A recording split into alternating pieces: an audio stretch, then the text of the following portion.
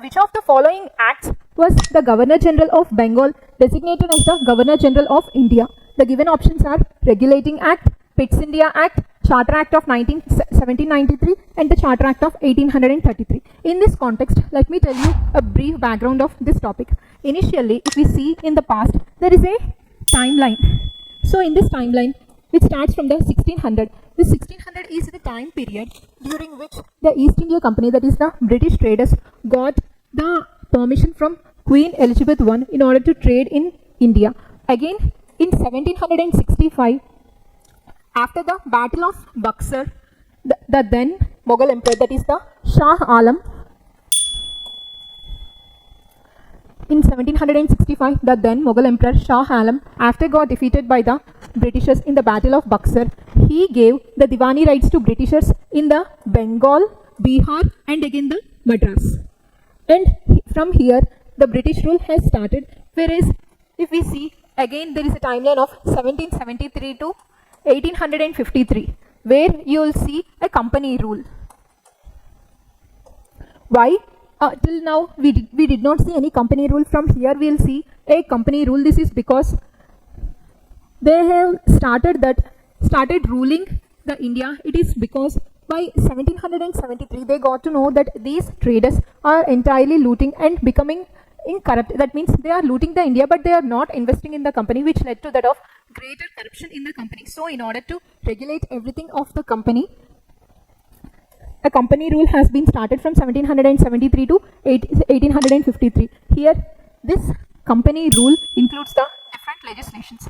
Firstly, it is called the Regulating Act of 1773, followed by Pitt's India Act of 1784, followed by different Charter Acts, that is the Charter Act 1833 and again the Charter Act 1853.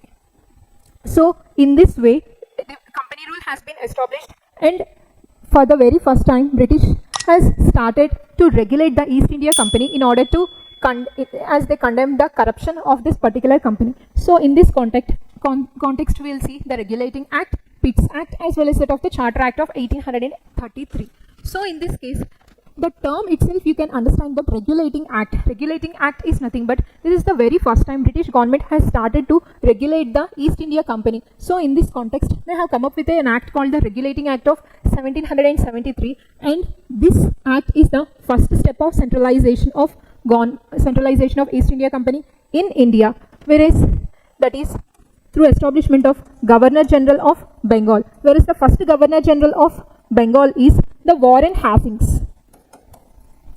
That is the conversion of Governor of Bengal to Governor General of Bengal. They have started the centralization of power in India, whereas by 1833 is the final step of centralization of power in India through improving the powers of Governor General of Bengal to Governor General of India.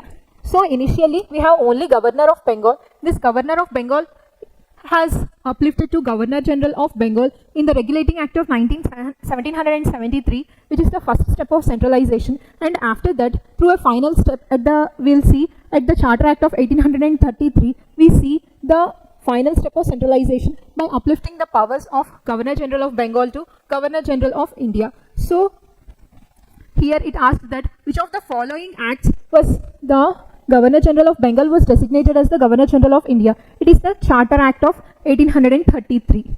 So whereas the first Governor General of Bengal is Warren Hastings, whereas the first Governor General of India is William Bentinck. So in this way, while solving the question, we'll understand everything about it. So here initially in 1600 it started. In 1765 they got the Diwani rights, whereas 1773 to 1853 they made a company rule, and again in 1857 they saw the Sepoy Mutiny, or the first movement of independence.